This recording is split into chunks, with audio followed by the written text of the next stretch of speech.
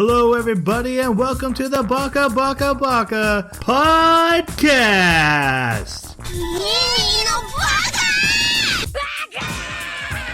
Baka.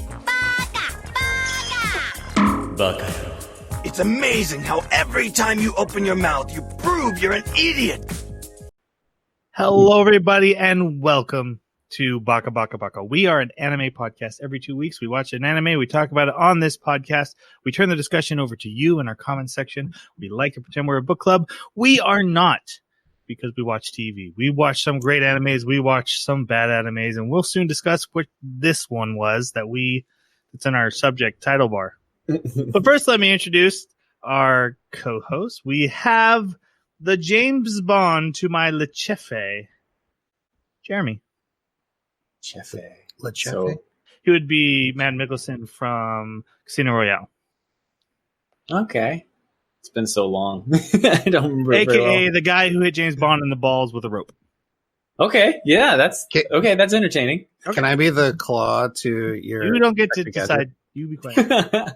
What about the guy with the teeth? I always remembered the guy with the teeth and the guy that threw the hat. Jaws. Yeah, that would, that makes sense.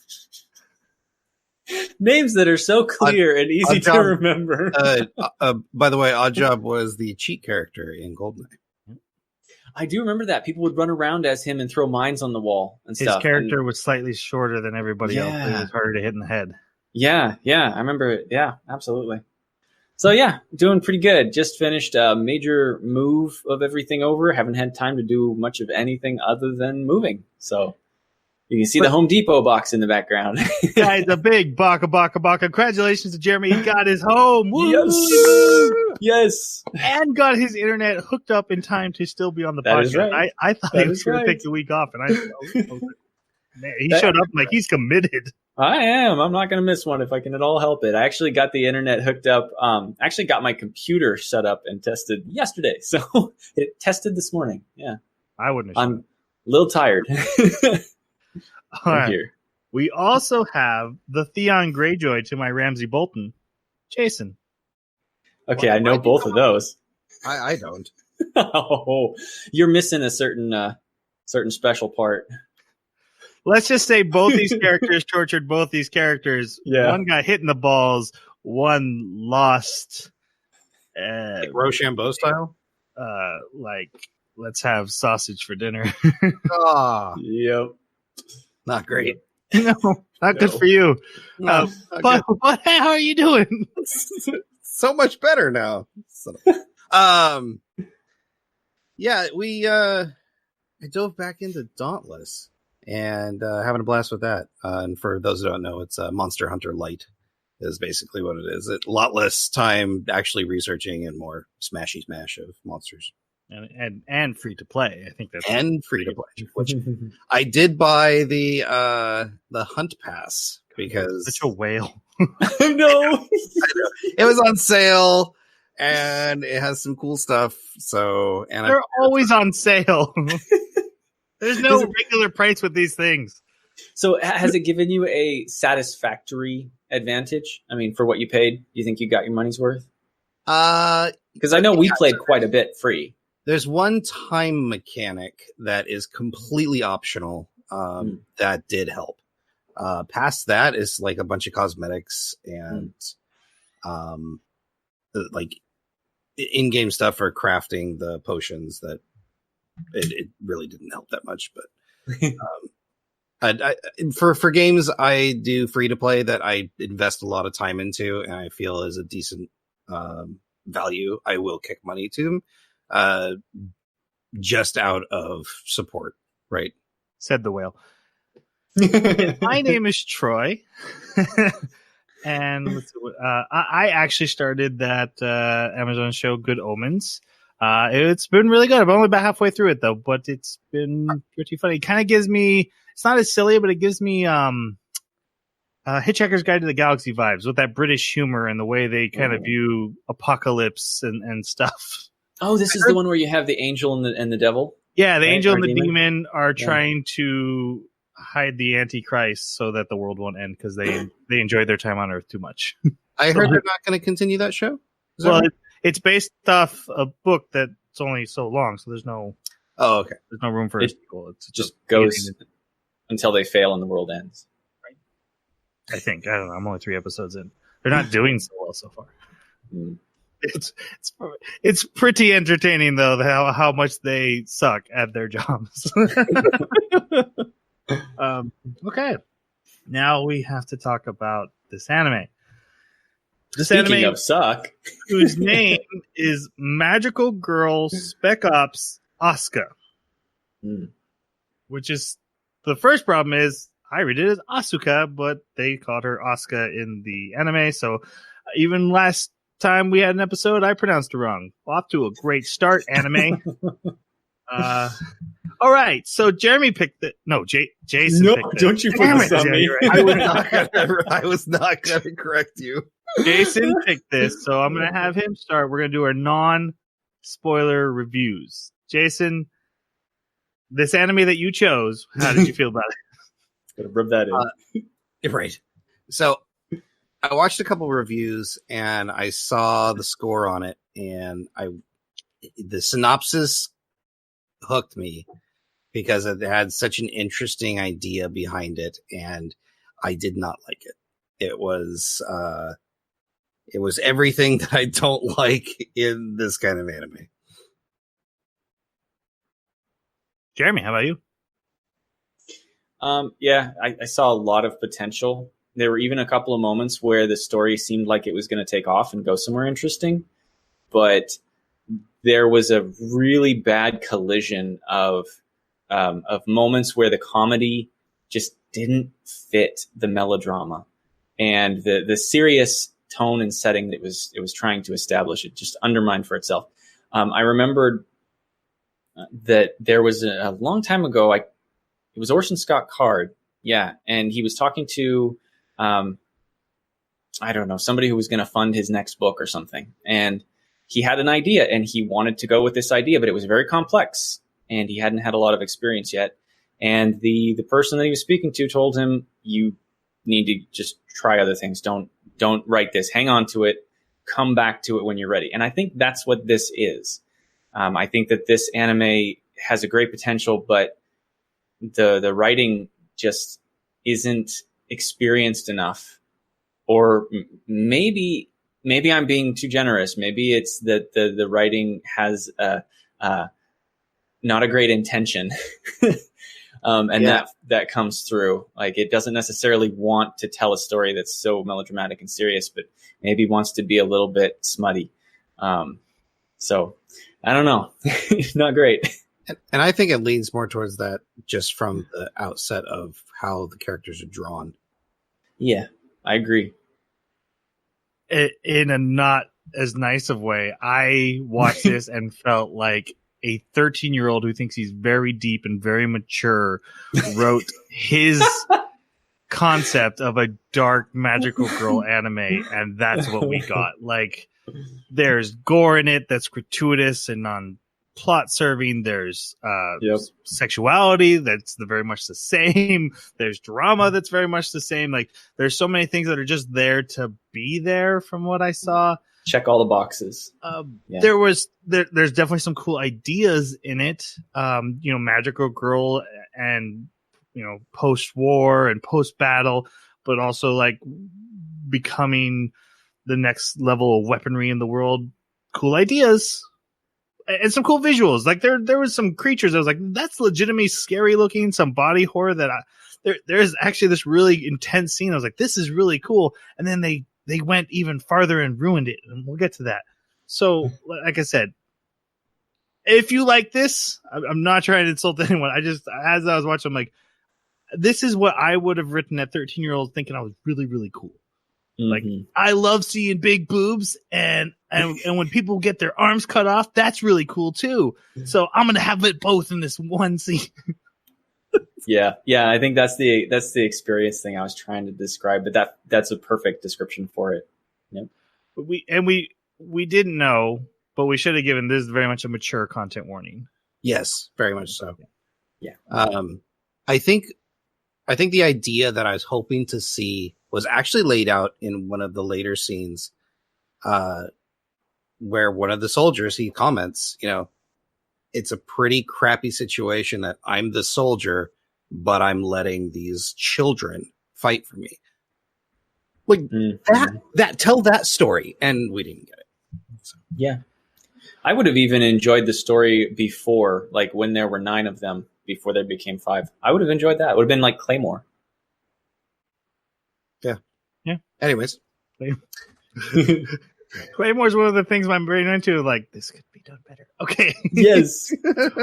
Opening and closing songs. What'd you guys think? I like the opening. It was again, it was the tone of the anime I was hoping to watch and didn't get. And the ending was pretty forgettable for me. I'm in the same boat. I actually don't remember the ending this time. I'm trying to remember. Yeah. The opening was fine. I don't think I even skipped either of them. I skipped over the ending a couple times trying to see if there was another scene. The ending was so bad, I can't remember. Yeah. It's almost as bad as lines like, she's so sad she went insane. Don't make it. We'll get there. That's all like right. Padme saying she's so sad she died. She's so sad she died. The real medical condition. Yes. Broken heart syndrome. That's true. It's an actual diagnosis. BHF. No. I take it back. Okay. Let's go into our spoiler section and really tear this thing anew. So, by the way, if you really like this, we are probably not going to be nice to it. This is as close as I've ever been to being offended. And I'm usually the guy who's like, but everything has value. And maybe this just isn't us. And that's how we try to look at things. And when I watched this, I was pretty upset. Yeah. I was mad. I finished the last episode and I was mad. And then I did our notes for tonight for recording. And I got mad again. So good luck to us. Here we go. Spoiler section. We start the anime with a giant cuddly caterpillar looking thing attacking the city. And we meet our main character, Asuka, who then transforms into a magical girl to fight it. This is a flash forward into the anime? Because this is also at the ending scene? Or does she just fight another caterpillar in the same spot? It's not clear.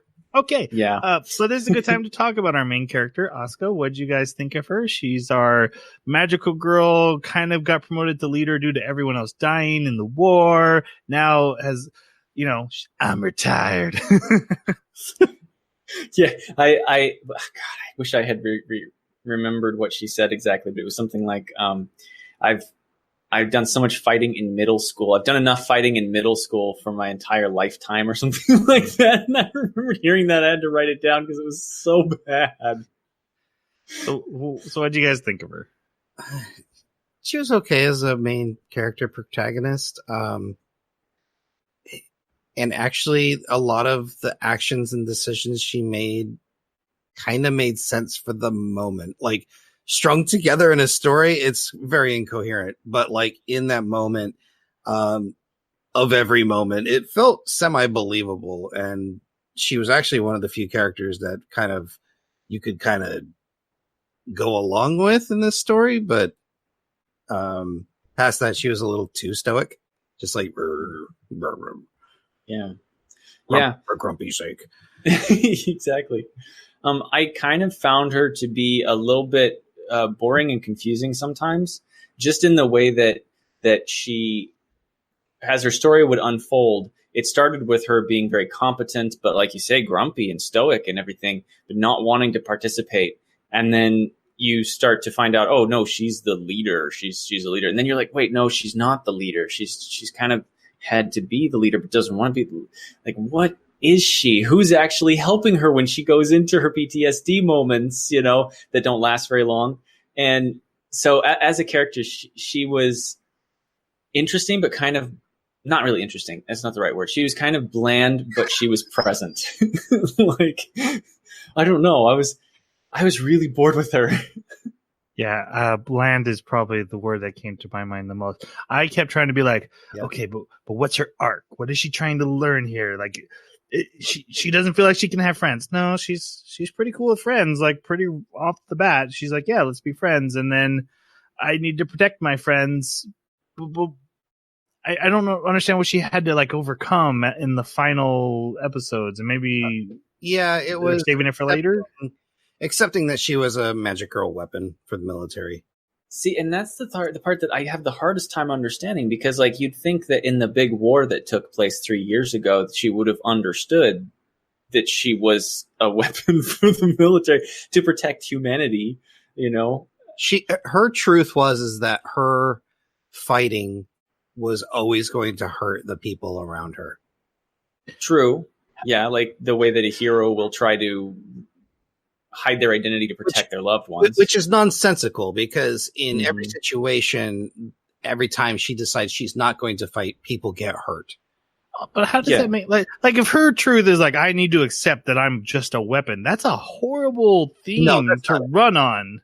No, she accepts that she's dangerous, but I think her truth is, when I fight, the people I care about get hurt.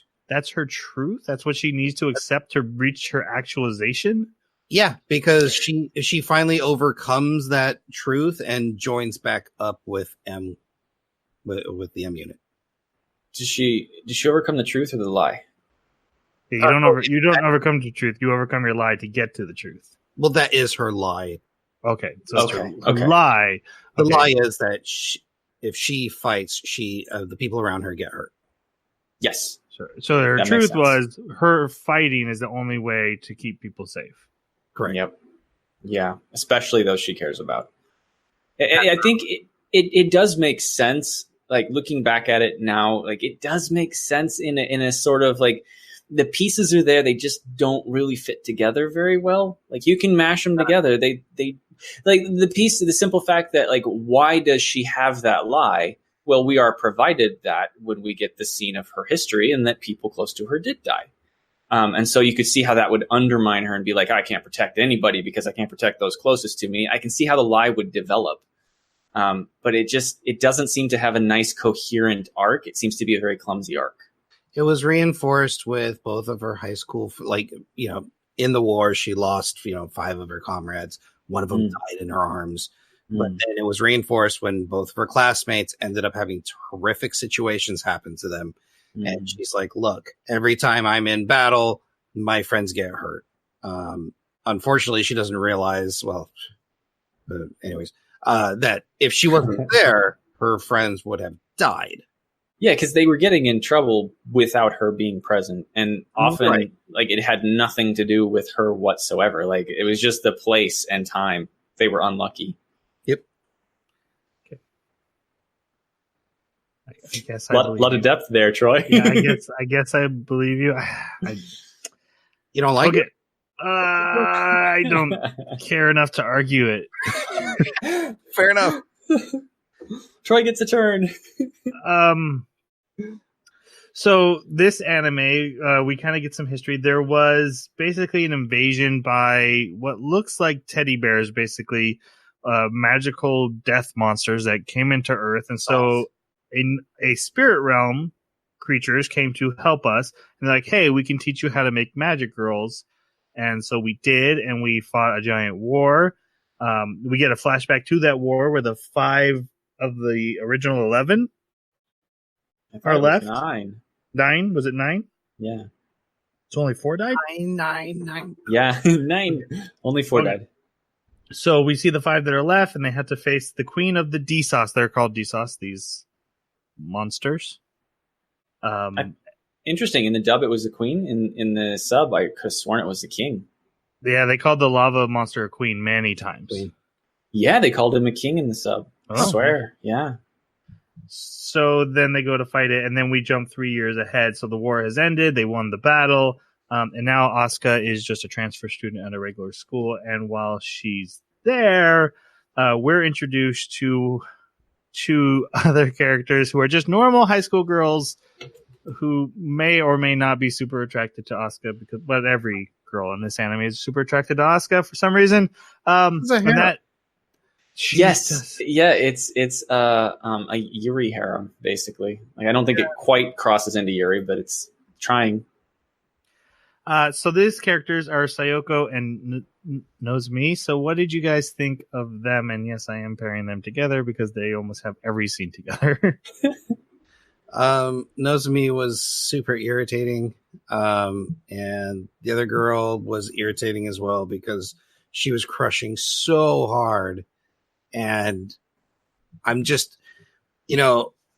I'm no judgment, but why does this anime literally have every single female character? Because 13-year-olds think that's hot. The real, not every person is. Never mind. I'm not. Yep. I actually was taking notes at the beginning, and I was like, "Is this a harem?" I'm trying to figure out what this anime is. And it just, the pieces don't fit together in my head very well. And I'm watching the way these girls are reacting toward her. And I'm like, is she like Tenchi? And they're all the girls that like Tenchi? Is that what this is? Like, and then I started seeing more and more girls liked her. And I'm like, that is what's going on. That's what this is. I'm so confused. Okay.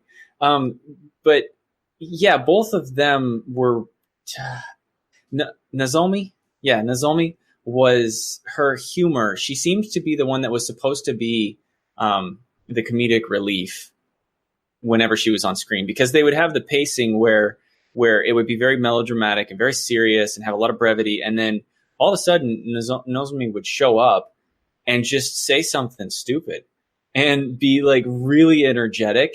And I think that had you cut those parts and put them in their own anime in a different genre, they're great. They would have been fantastic. She would have fit perfectly in a different world.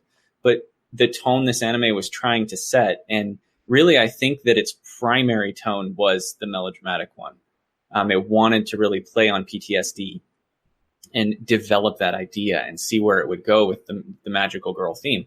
And the humor just undermined it so bad. And so I really didn't like Nozomi for that reason. And the other one was just like, I don't know, every time she's on the screen, I'm just like, get off the screen. You're not contributing anything. You're just there to gasp and like be self-conscious. It's so boring and annoying. Just move on. Show me something interesting. So I found Sayoko pretty unimportant to anything going on. Like I kept wondering why she's there, and I'll explain that a little bit more. But I actually really liked Nozomi because at least she had an exuberant personality. When she came on screen, she was very unique to every other character. I liked the jokes she was making, but I do 100% agree with Jeremy. They didn't fit into this anime, and that became very apparent after the first few episodes. But like the pool scene, her jokes I thought were funny in that microcosm of just that scene. My biggest issue with them is that this is as close as we get to stand-ins for the audience, and they never are explained anything about the world. And matter of fact, we don't really get a stand-in for the audience. When we watch Release the Spice, which is a very similar, we are magic girls doing, secret special ops work. We had a character who got introduced to that world and had to learn everything so we could catch up. And everyone here is just like JSDF, M Squad, war, blah, blah, blah, conference. And I'm like, I have no idea what any of you are talking about. Could someone please explain what is going on? I'm trying to take notes. I don't know what's happening. That's a magic item. Was that important? Do I need to know about magic item? And because of that, it feels stupid when a character walks in and is like, do you guys know what this is? And everyone's like, yep. He's like, well, I'm going to say it out loud anyway. And I'm like, man, you just really needed a character who was joining this for the first time that needed this all explained so it would flow a little better. And you have them right here. And it clearly is hinting these girls could become magical girls at some point. I kept waiting for that to happen. But they didn't do that. And so these girls are never the audience surrogate. And they are just new characters who don't really get to interact with the world at all. They also have really poor design. Compared to there's 4 dead magical girls that have fantastic designs. They're interesting looking, thematic for wherever they're from, right? And they spent a lot of time developing those characters' designs, making them look cool. I even thought that the one that looks like she's the fist fighter looked like Nozomi, and I thought for a long time that was not a magical girl from the past, but Nozomi in the future. I was wrong.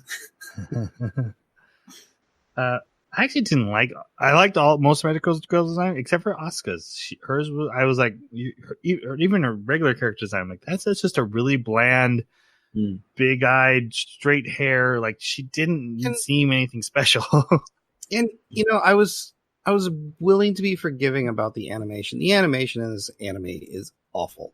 Yeah, like straight up bad, and Yeah. it almost is visual novel-esque, as in like these freeze frame scenes with very little movement.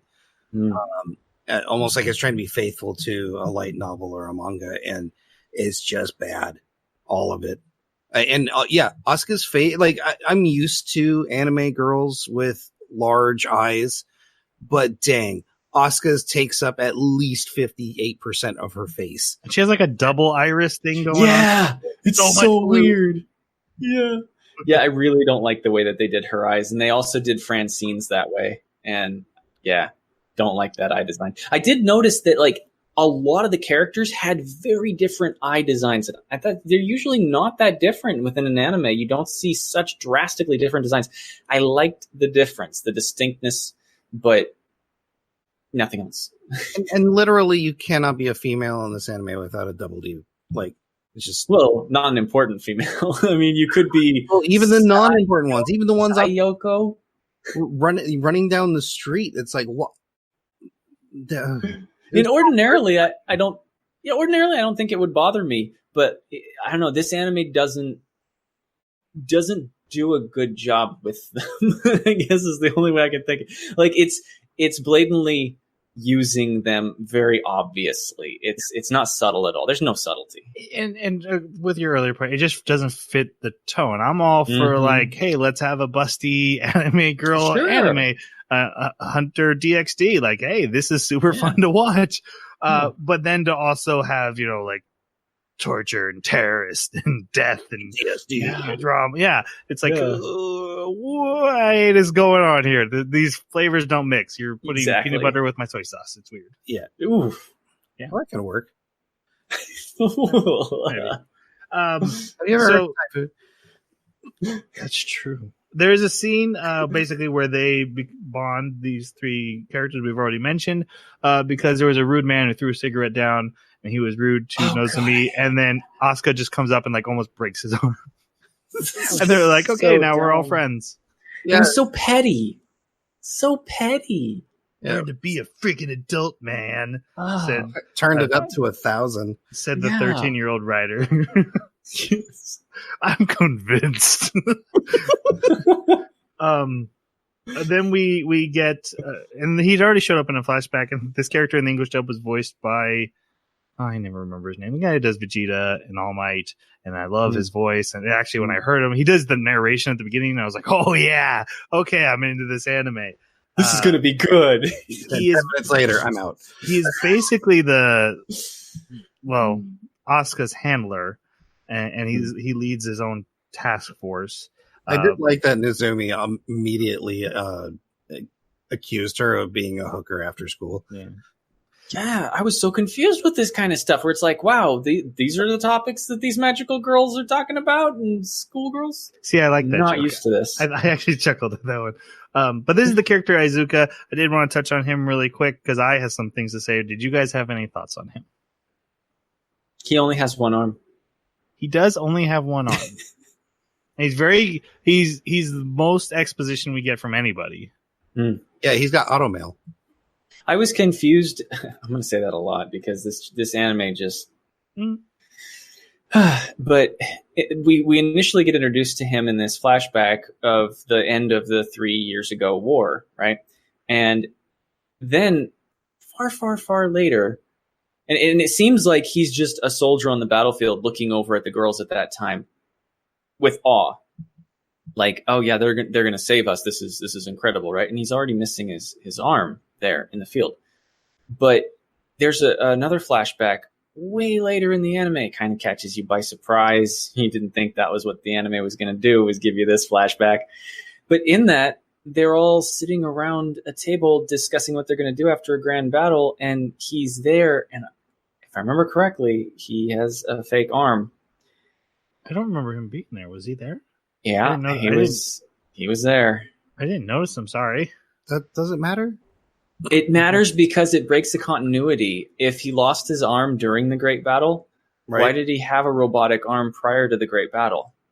Maybe it was his stump that was bloody. That would be that's what it was. If that's legit. That's a very funny like artist error. Like I'm so used to drawing him with a robot arm, I just put a robot arm on him again. That would be. I mean, maybe I'm remembering wrong, but I think that's what I remembered. My big issue with this character, and again, he's voiced by one of my favorite voice actors, so I was into him at first. But when I was thinking back on this anime, as little as I tried to do that, they do some heinous acts in his tactical scheme, especially concerning a character we haven't talked about yet. And he's condoning it. He's in charge of this operation. He knows it's happening, but yet he's also the character who's like, these are just children after all. Screw you. You have a 13-year-old chained in your basement being tortured. You don't get to play the morality card. You're a monster and you're helping them be monsters. You cannot have this much clarity all of a sudden. I was so frustrated. It's like, you are doing horrible things and you are pushing these 13-year-olds. There's a theme in here about like, if we're using children as weapons, are we the monsters? And they try to make this character be like, I'm aware of this, and he's not. All I remember from him is I just kept calling him Captain Exposition because he did exactly what you were talking about. He's like, he would say something and like, are you aware? And they're like, yeah, no, we're fine. Okay, well, I'm going to spend the next 5 minutes explaining its history and why we have to go through this. It's like, okay. It didn't come across that strongly in the sub. He wasn't as much. Every time he walked into that coffee shop and they were all there, it was like, oh, it's exposition time. The bad one is when he explained the random bridges. He's like, you guys know what these are? And everyone's like, yep. And he's like, all right, I'm going to tell you anyway. He literally said that in the dub. Well, it almost sounds like they were trying to be more comedic about it with their dubbing. Comedy has no place in this anime. Yeah, you're right. I didn't get that feeling at all. I was also really frustrated with his scenes when he's just standing in the war room with the generals and everything's going to hell. And they're like, well, we lose. I'm like, what? Yep. Because this is the realistic view of what a war room looks like. Yeah. Back it in, boys. Basically, when he shows up to talk to her, he's like, hey, join my new team. And she's like, I'm retired. And I said, after I watched this first episode, I walked around for the rest of the day just going, I'm retired. But we get a flashback, and also this anime does not do a good job of announcing this flashback, because I thought Asuka then went home to her parents, and there's two D-Sauce just sitting in her living room, and she's like, hey, where's my parents? Give them back. And they're like, we're totally going to give them back. Don't worry about it. In pieces. Peace out. We gone. And she's like, I will do anything you ask. And they're like, no, screw you. Just send you a foot.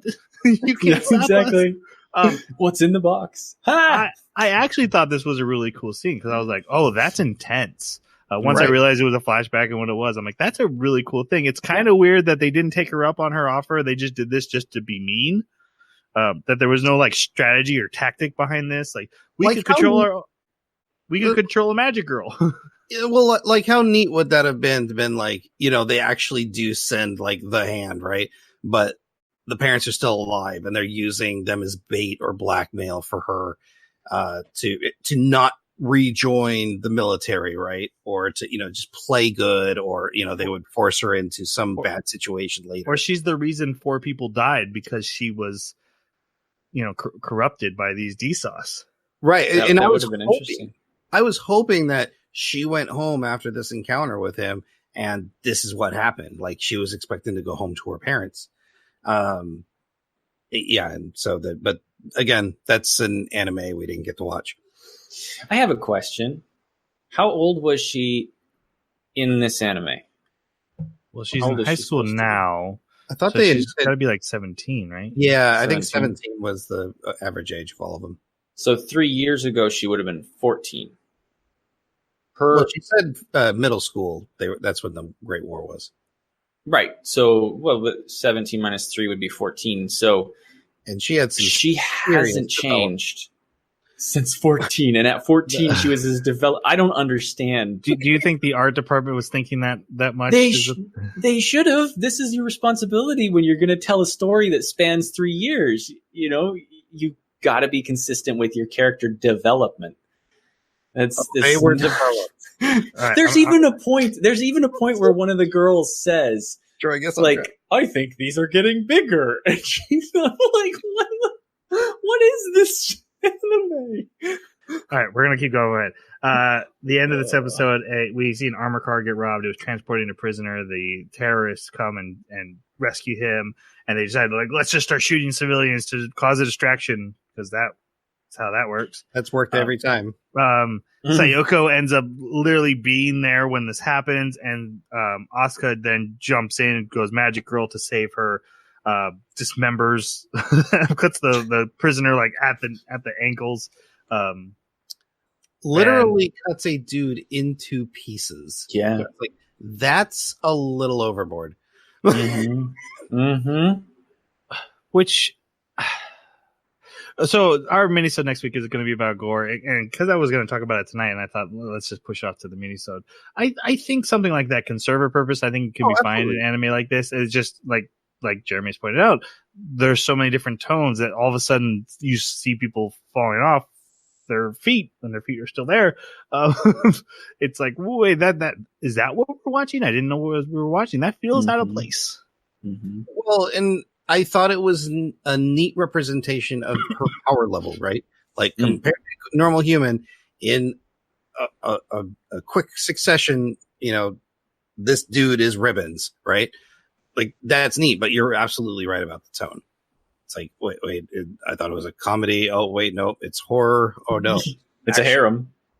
It's a harem. Like what are we watching? Yep. We get a quick scene of one of the other magic girls on a mission. This is the American, and we were going to talk about her in when she gets a bigger episode, in like episode 6. But she finds a tortured prisoner, and then this magic cube like shrinks on them and traps them and crushes them. And so this, I want to say though, but we'll talk about her character. Like I said, this mystery that starts here, it's a much better story than the rest of this anime. Guys, make this story about a magic girl who's investigating mysterious deaths by terrorists. Also, these are the worst terrorists ever. Yeah, it was. Yeah. What do they want? We never find out. This was one of those rare moments where I was very interested in where the plot was going to go, because I thought there was a lot of potential here when you see magic girls actually using their abilities against humans for some nefarious purposes. And it's not like silly, evil, the bad guys from the moon in Sailor Moon or something like that, right? It's actual magical girls being really, really bad, choosing to be evil. And maybe because of PTSD or something. Maybe they've broken. We don't know. But yeah, they didn't deliver. No, you know what? That's episode 3. I jumped a whole episode. Yeah, I was wondering, because I was like, I thought that was a little later. It is one episode later. Apparently, some food spilled on my notebook and the page is stuck. All right. It was food.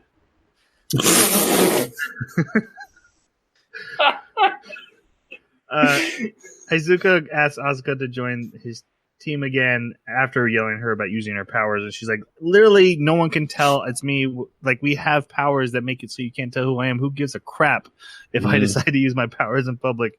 He's like, oh, okay, you want to join my team? She's like, no, I'm retired. We do learn that Nozomi's father is now in one of the cops interrogating the terrorist that was captured, who now has no feet, and so he's involved in the plot as well. That's going to come into play later. I have no feet. Eventually, there's another DSOS attack, and Asuka learns that her old friend Kurumi is fighting there, and she's like, Kurumi was our support character. Why would she be fighting? I'm going to go help her. So we go and meet Kurumi. Let's talk about Kurumi. I don't want I mean, we have to. to. I don't want to talk about Kurumi. She's a horrible character. Okay, there's a lot of interesting potential with Kurumi in the sense that she's got her own baggage. She's, the sandbag everybody beat on when, they were bullying on her and everything. But for some reason, she also happens to be one of those rare girls that has magical talent, and it happens to be restorative magical talent. And all of these things just don't fit. Character. Yes. And she gets a great nurse outfit. I think the most frustrating part about her, even in her existence in this anime, is she instantly represents no consequences to any of the actions from here on out. When someone loses a limb, she puts it back on. When someone becomes emotionally scarred, she fixes it. It's just I hated this character with a passion. There was just no reason for her. Mm-hmm. Yeah, I really think that some of the things that she did, had they been left undone, this story could have been very interesting to see how the characters would have played off of each other. But yeah, you're right. She completely undermined all that. Not only do I 100% agree with what Jason just said, because if you're going to have that level of gore, that, again, talk about this in our minisode, but you're basically saying there's high stakes in this. This is for tension. But if I can just put your arm back on or remove the memory of that happening, the tension's now gone, but now I still have to watch an arm come off. Mm-hmm. Gore for gore's sake. Right, which I'm not into. Also, this character commits torture. And I'm not going to get into the moral implications of torture in the real world, but in storytelling language, when you watch a character do torture, that's a villain. It's automatic. Hey, I'm watching someone torture someone. Even if they're torturing a bad guy, it's a villain. And you can play with it. 24 did a great job of for the higher, the greater good, he did an unmoral torture scene. And that would be interesting, but we don't really get that. She's literally just taking a 15-year-old girl and torturing her until she breaks her mind. And yet I'm all supposed to root for this character. I thought she was 100% going to become a villain, because I'm like, this girl Cray, and she's going to become a villain, and that's cool. Okay, I'm ready for that. And they're like, nope, this is super duper good character. No, she isn't. She's horrible. She's a villain. What? I'm not going to root for her anymore. And also, everyone knows what she's doing in that basement. That's just part of the base. She's not sneaking off with these characters. They all suck. This is sanctioned by the main head dude. It's okay. That's what I was saying earlier. Yeah. Also, she enjoys the torture. Yep. She makes it very clear at one point. She says, I always think about Red Scorpion, and then performs her torture. And the way that the scenes play out for the torture as well, they're almost like glamour shots. It's like the torture scenes are glamorized shots where they're like, okay, now there's an Iron Maiden and she's in that. Okay, now she's got things under her nails. Different things like that, right? Where it's like, why are you showing us flashes of these images? There's even one where she's torture spanking someone. What is this?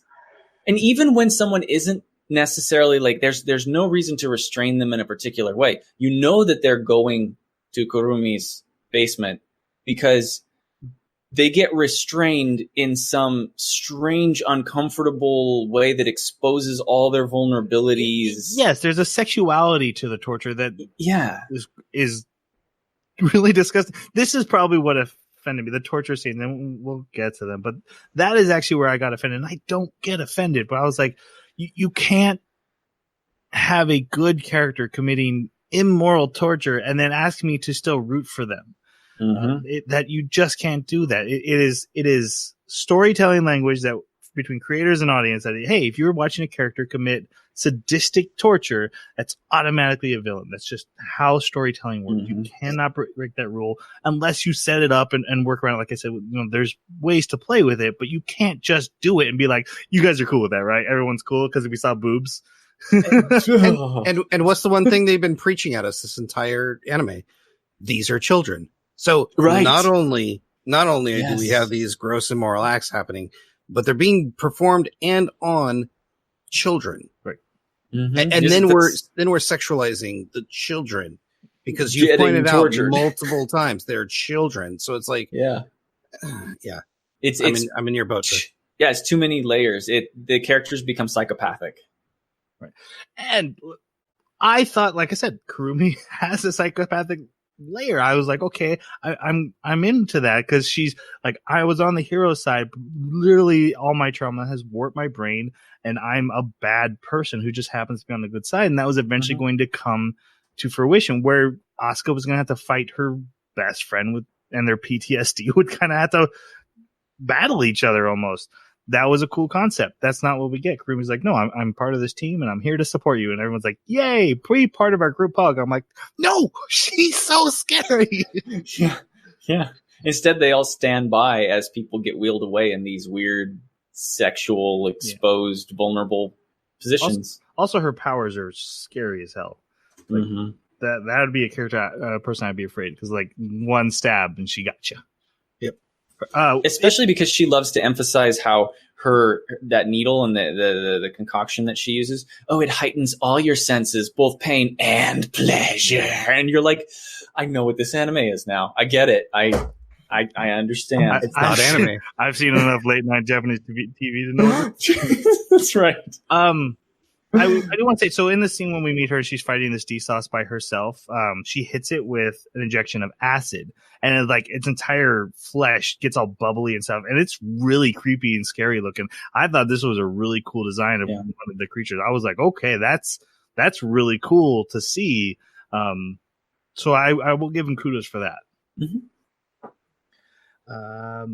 But basically, she gets her butt kicked because she's not a fighter, but Asuka saves her, and they have a little powwow on the swings where she's like, you broke your promise and you're a horrible person, you know that, but I still love you. And then the next day she's like, I'm in your school now. And they're like, well, that's weird. She's like, no, it's not weird at all. See, this is literally setting up for a villain. Yeah. Like what you described right there is super Stalker. Best friend villain. Yeah. Yeah, evil Suderi. And there's even a point where, like, she's meeting the other friends. She's meeting Sayoko and Nozomi, and she's like, what have you guys done with her? And I'm like, oh, jealous. Everything I thought was going to happen, like, oh man, she's going to kidnap Nozomi and torture her. But that happens to Nozomi, but not from this character. I'm like, wait, I'm confused. Everything I feel like you're setting up, you just kind of throw away and leave dangling, and then feels incomplete and bad. Yeah. Yeah. You just described this anime. Yeah, I did. Yeah. Okay, so then the Mia thing happens with the cube, the prisoner in the cube.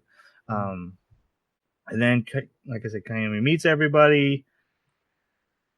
They have a workout session, which is really funny because later they tell people they're friends with people at gym. And I'm like, wait, you guys, your school has a gym and you use it and they know you use it. That's a horrible lie. And who is buddies with people they only see when they go to work out? Yeah. Like, they decide. Oh, go ahead. Not good logic. That's all I was going to say. We meet M Squad, but no one's really important enough to introduce. So they're just a team of who they look like teenagers too, but I assume they're adults and they're trained in magical combat. Right? Trained in magical combat. Also, they can't make more magic girls because it seems everyone else can, and the government's like, no, we only have these 5. Well, that's the thing, is that there's even a conversation later where she says, like, yeah, there's 30, and that's probably the upper limit, or maybe there's 300, and that could be the lower limit. And I'm just like, you don't know. Like, you haven't fleshed your own world out well enough. Either that or this character doesn't know. The government's like, we need these 5 more than anything, or we're all screwed. But also, there's a way to make them, and we're not going to do that. Because it's illegal. But the person who makes them even comes and visits. Like, yeah, the general should be able to make them legally. They can't replenish their stock. That's a horrible word. Reserve, I guess I should say. You would think that once one enemy is gone, right? So once the Disas monsters are gone, what are the magical girls there to fight? Well, rogue or renegade magical girls. And you would think that the general would be more than happy to make more, because she certainly loves her magical girls. So, yeah, I don't understand why they don't either. So we meet the story demands it. Oh, that's why. That's right. Pool episode. Then we get the pool scene. So there's lots of boobs and butts. I want to see children. Yes, I want to see a pitch meeting of this. Right? At least they're high school girls. In most anime, they're middle school girls. Yeah, fair enough. Yes. Sayoko goes up on the high dive and jumps off to kind of get over her fear because she's been kind of freaking out ever since she got stuck in that attack. I didn't care. Yeah, this is a big moment for her that doesn't really matter. Yeah. I feel like she's going to matter a bunch later. I think she's the magical girl of mass destruction they're trying to create later. The bad guys are trying to make, but we never really dive into that yet. What is that storyline? Like, they mentioned it 2 or 3 times, and then it's just gone. Like, and they I like the phrase "magical girl of mass destruction." That's fun to say. That is funny. Is that like a weapon of mass destruction? At the end of this, Nozomi gets abducted, and it just looks like 2 rockets, though. So Nozomi's abducted, and it's not because of being friends with a magical girl. It's because her father is that cop, and they're trying to get that guy back. The guy that was captured. Revenge. So, and then this ends up being a trap for something else. So, how do they even know that this torturer has their guy? Like, he's just a guy in the police station. Like, what makes him special? His own family doesn't even know what he does for work. Well, no, that wouldn't explain it. Because I'm pretty sure the main bad guy is one of the Magical 9. Well, of course. It's just short Francine. It's Francine, right? It's Francine. But that doesn't. She wouldn't know. It's not like the Magical Girls know who the cops are working the cases, so that doesn't make sense either. But I want to call out. So we need to talk about Abigail. But before we do, this scene starts with she's sitting in a restaurant with her, and they're grilling meat on one of those grills on the table. And as far as like the torture scenes in this one I thought was really well done and effective when she's just cutting the meat and like the implication of what it could be. Like, this could be you. Like, look how easily I just go through bone and flesh and cooking. Are you going to eat this? Are we going to eat? And I was like, man, this is really effective and really intense and chilling. And then especially if like we found out later, we see her like injured and stuff and be like, oh my God, the implication came true. That would be really intense. But no, they decided to full on show the torture they put this girl through. and it just felt like it wasted the scene because the scene was so effective. I thought this is one of the best scenes in the entire anime because it was so effective. I was like, oh my God, I'm creeped out. That's so good foreshadowing and implication. But imagine if this was God, what's her friggin' name? War maiden? No, war nurse? Kurumi. Yeah. Imagine if this was Kurumi in this scene. How much better that would have fit. Mm-hmm. Yeah. If they had followed that storyline, yeah. I think the reason it was so effective was because it was psychological. And the moment it passed from psychological to physical, it lost all the weight. It lost the weight because as an audience, you can participate with the psychological. You can have that suspense and that terror. But when they engage in the physical, I would think that it's kind of like a short burst of recognition, of sympathy. And then just the more you're exposed to it, the more you just turn away and get numbed. Right. It gets so gratuitous. Yeah. Can I be honest? That particular torture scene was just boring. Because once it became physical, because what ended up happening is there was, even though they were performing it, it was less about the torture and more about the side conversation they were having. It's like, okay, hold on. You're in the middle of doing this terrible thing to this person who's struggling, but you have the wherewithal and time to just have a casual conversation about upcoming events with your employer. Yep. The one thought I had during the actual torture scene was that, man, this is going to have long-lasting ramifications in this anime. Like, this girl is never going to be the same, especially with how her personality's been. Like, this character is completely forever altered and changed and ruined. And if I honestly, like, there's no way she survives this because she's going to be a shell of who she was for what they put her through. But that doesn't take place. See, now that would have been a good character development, story plot. Let's talk really quick about Abigail, though, because she is the evil pseudo magical girl that's in charge of this operation, and kind of our first villain that we meet. What do you guys think of her? You mean the 5 scenes she was in? I don't understand why she was there, honestly, because she's in like 4 episodes. Yeah, for like 3 minutes a piece, and then she's gone. She doesn't appear until the last episode. It's like, where did you go? And she appears in that last episode. Yeah, for very, very important plot relevant Louise. Okay. Things. They get plots. No, I don't know what to think of her. I thought she could have been a decent psycho villain. She kind of reminded me of the syringe blood lady from My Hero Academia. Mm-hmm.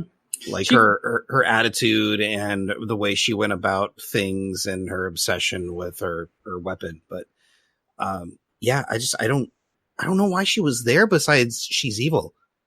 Mm-hmm. Yeah. She also has handheld scissors that can go through an entire person's arm. Yeah. That's a bit insane. She kind of reminded me a little bit in the sense of her chaotic evil nature, where she just loves doing bad things. She just loves doing it. She loves causing pain. She reminded me a little bit of Mega Man from Recreators, but not in the intelligence level. Like this girl had, just in the sort of absolute joy of causing harm and causing pain. And that was about the only interesting thing about her, I thought, was that she had something driving her that none of the other characters have, and that was just her complete abandon for everything and embrace of causing pain, which is a horrible thing, but she is a villain, so it's fitting. It's okay. It makes sense in this character to have that. But I completely agree that she just kind of fell into the background and kind of just acted as a buffer, a proxy, so that hidden Francine behind the iron mask that's super obvious, can have her machinations play out. I mean, you cut off a braid. That's not enough. And yeah, otherwise she was pointless. I thought she could have been interesting if we had more explored why she was the way she was, but we actually got that with a whole different magical girl where they give us her backstory, and I'm like, okay, well that actually makes sense. Like where this pain and this need to punish comes from. This character, like you said, is just kind of evil for evil's sake and twiddling her mustache. Her scissors. Yeah. They should have combined those two characters. They should have, because they are almost exactly the same, but when we get a backstory and when we don't. Mm-hmm. Yeah. Okay, so moving forward, M Squad decides to get involved. They have to kind of deal with. There's all this political. They keep going to like, we can't get involved. It's political. Like, really? Also, I love how the government's like, yeah, we're not going to rescue her because this is going to really increase our budget. Yeah. No, it was kind of weird because at the time I thought that's interesting. I haven't really heard that argument made in a story like an anime before. That seems very tactical, very cold and tactical. And I like it as an idea that somebody would be that corrupt and that callous, but it's not realistic. But this is a heroic character. This is a good character who's on the side of the magical girls. Don't forget. Well, no, this came from the lady that was in charge of the team. The commissioner of the police. Yeah, the commissioner of the police. Who's on their side. Yeah, she is, but she's not intimately involved with the characters. I mean, you could just say that it's her subordinate's daughter. But joins up, like, becomes in charge of M Squad by the end, or like, you know, allies with them. And But that's a villainous thing to say, that if she dies, we get more budget. Yeah. To the dad. Not even like saying this in private to other officials, like straight up to the dad. No. It's going to be great if your daughter dies. We'll be able to get a coffee maker in here. Like, it's going to be great. See, it didn't come across like that in the sub. It didn't. I'm making fun of it. But she did explain to the father. She is very cold and callous to the father. Like, if she dies, you know, our budget is going to go up and we'll be able to handle problems much better because we'll have the funds to do so. I Because don't our remember. she said something about our reputation would be attacked, and so we couldn't let that happen. The people will look down on us, so retaliation. we'll have to retaliate, and we'll get a budget Yeah, for it. because I don't remember budget. Maybe I'm just forgetting. I watched it at the first week after the last episode, and so I might be forgetting a little bit there. But it came across to me very much like this will give us an opportunity to retaliate. We have to let them take this pawn so that we can take their queen. Right. Yeah, but you're telling this to the dude that it's his daughter. Yeah. Like, but he's also he is the police torturer too. So I mean, not that he's not torturing on the good side, but I'm just saying he's probably capable of sympathizing with the idea that, okay, sometimes you're callous towards the prisoners that you torment and you mistreat. And I don't know. It just seemed really weird. oh, and speaking of continuity, they hightailed it out of there and left her arm back there. Yes. Thank you. I caught that. Yep. Okay. It was she generated an arm for her is the way I interpreted that. Let me plot us to that. Asuka, She's the new lizard, and Spider-Man will show up. Asuka and Kurumi, they infiltrate the building. They get to Nozomi. Abigail cuts off her arm when they won't drop their weapons, so they do drop their weapons, except for Kurumi, who shoots Abigail. They grab Nozomi. They run out the building, and then Asuka stays behind to fight. She ends up fighting these two Russian mercenary mages. Can we just not talk about them? They're not important. So No, we have to talk about one thing. Because one has a water spirit, which he was using to torture the girl. The other one just has a magic axe, so he's not really that good of a magic user. But the other one has a water spirit. And at one point, the water spirit gets on Asuka's face. Yeah. And they decide to drown her by just keeping the water on her face. But we've seen this thing has the ability to just go into your body. Just go into her goddamn lungs. You win. Yeah. It was like punching out of Nozomi's stomach. Right. Yeah. But they're waiting for Asuka to breathe it in to drown her when you can just forcibly go and make that happen at will. Mm-hmm. I wonder if it has because she's a magic girl. They didn't say anything about that though. They didn't give us any tells. If we're supposed to assume that's lazy storytelling. There's this really weird fine line that we harp on this all the time. Oh, exposition. Oh, they just they're treating us like we're dumb. Show not tell. This was all show and no tell. They're in the exposition they did give us was pointless and awful. So Angela faces Kayumi after they get Nozomi out of there. So they reattach her arm, send her on an ambulance. So they have time for that. But then Angela and Kayumi starts fighting. M Squad shows up to help, and they actually end up pinning her down. And there's Kobu, who's like a little troll fairy for the bad guys, and Sachu, who is the little fairy for the magical girls. Sachu just comes up and hits Kobu with brass knuckles, just boom. Guys, I really like Sachu the cat, but I have no idea what his purpose is. Is he what gives them their powers? Is he supposed to hang around a specific Zero magic explanation. Girl? What? Yeah, he's just there because other magic girl shows have a small animal friend. Yeah, it was really weird because when I first saw him, I was like, "Oh, it's a cat." No, it's not a cat; it's a mouse. And there's only one thing that I've seen him do, and that is, other than pulling weapons out of his fairy, is he is able to tap into Asuka's eyes and allow her to receive information from scanning, which later for some reason he has to tell her. She just doesn't just get it when he describes a vulnerability. He has to verbally communicate it with her. I don't know. Maybe he's just being efficient in case you didn't notice. Yeah, for us. It's for us. It's that exposition for us.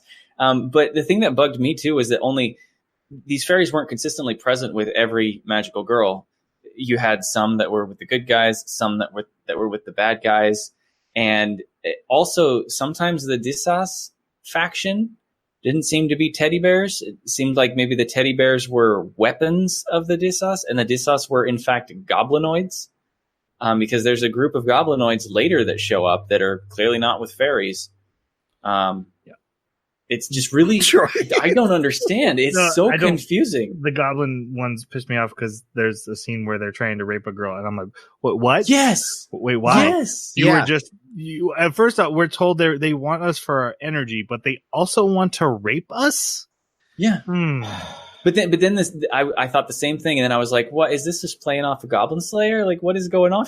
But then the camera swung, and it was like, no, he wasn't trying to rape her because his feet aren't even on the ground. Like, he's too short. He was literally just like up on his hands. It made no sense. Like, it didn't even look like there was any possibility he could have successfully raped her. It didn't look like there was any possibility. So what was he doing? Like, why would you put him in that scene other than to imply that? And then not even follow through that he could have done that to make me think that I'm perceiving something. It's a problem in my head. Is that what those girls get up and literally like are closing their shirts and it's just so weird. How Goblin Slayer, whatever issues it may have, how everyone got upset about that, and this just slid past all radars. I don't know. Mm-hmm. I don't understand you, internet. All right. Let's keep going. Do we have to? Anyway, eventually Asuka shows up, cuts off Angela's fingers. Oh yeah, that's right, because her thing turned into a sword. Scissor sword, yeah. Because plotline. She transformed into a magical girl, and I guess maybe it's kind of like she was already a magic girl.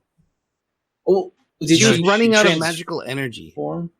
Because I know that the Russian magical girl can create a big gun out of her lighter, so I'm just wondering if maybe she has some kind of uber move that. Are we talking about Asuka?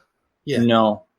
Yes. See, you guys. That's as I thought. You guys are talking about. I thought we were talking about Scissors Girl. No, I'm talking about Asuka. She had her like weird whole blade thing, and it turned into a sword in order to beat the Russians. That's her ultimate.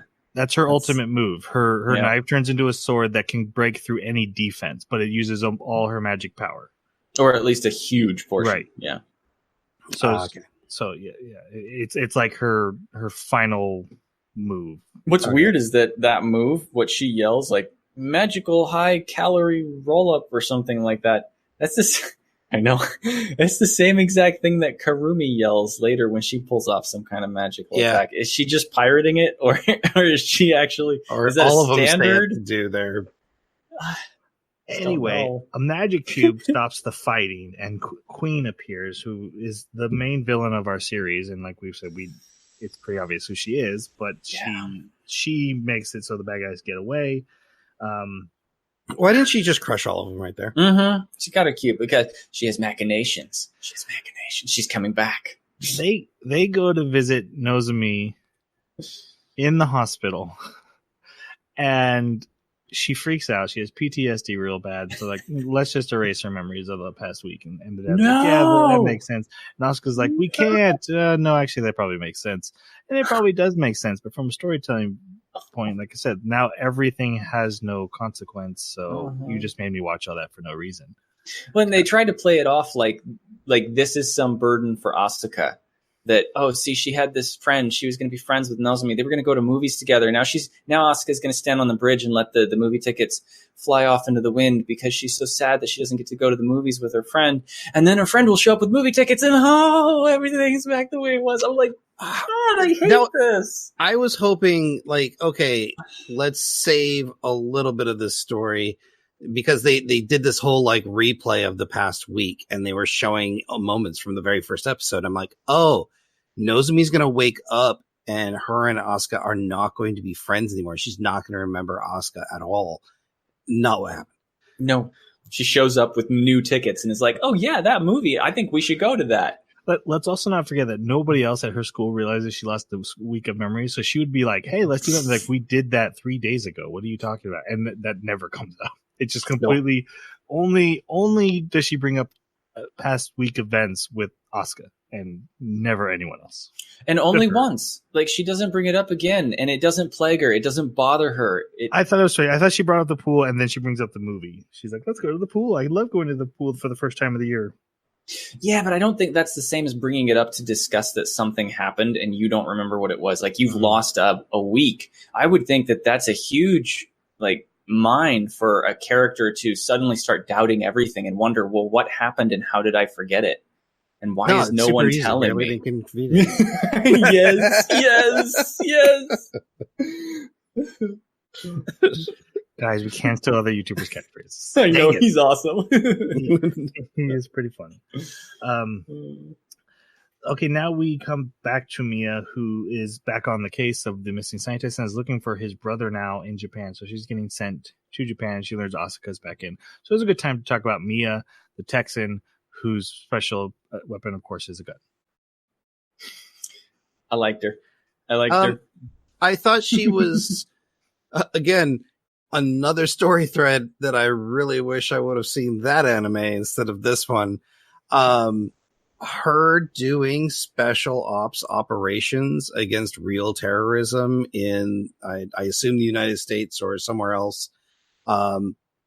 Like, she's the one that seemed to take her job the most serious and also seemed to be the most specialized. Like, she honed her skills. She was a value asset to her team. And again, she was doing interesting things that I would have rather have seen. Like, there's a really good mystery she's exploring.